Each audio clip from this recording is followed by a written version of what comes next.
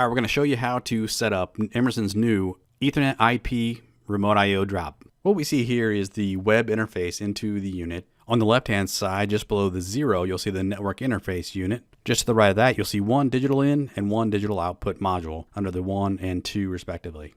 To get connected, you'll need to plug in a micro USB cable into the port under the service door shown here.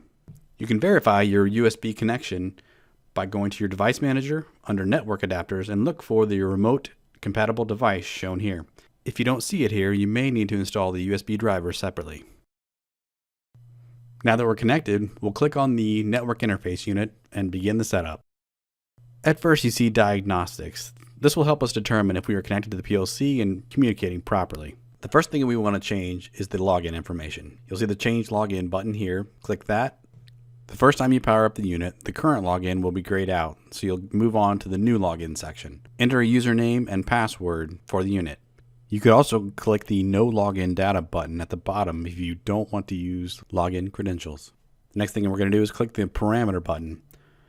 At the very top, you'll see Connected to Field Bus. This is a status only. You'll notice that it's off because we haven't set it up yet. And just below that, we have IP configuration. It is set up for DHCP out of the box. We're going to go ahead and change that to static. And then change our IP address as needed. After that, click the Apply Changes button at the bottom. We will then scroll down and expand out the general information. Scrolling further, we want to look for the assembly information.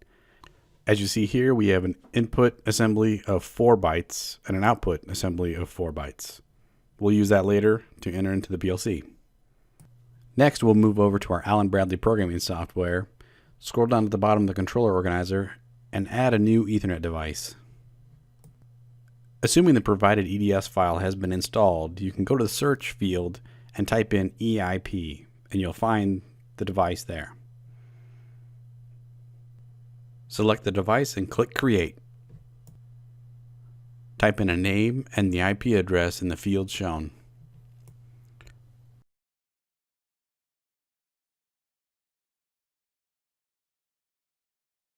Then click the Change button shown here. Here we will change the input size and output size to 4 each to match the number of bytes shown in the previous screen.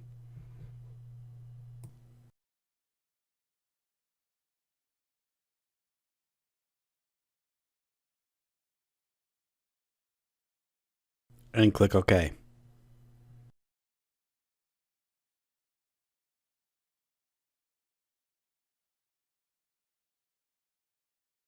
We will then download these changes.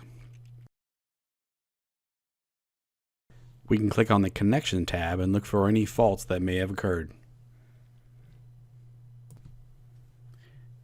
We then go to the controller tags and look for the name that we gave the Ethernet device. Expand out the output section. You'll see 4 bytes of data here. The first 2 are for the network interface unit. The second 2 are for the first output module on the RSTI EP. We'll go to the first bit and turn that bit on, and then switch back over to the web interface for the RSTI and see that that bit is turned on.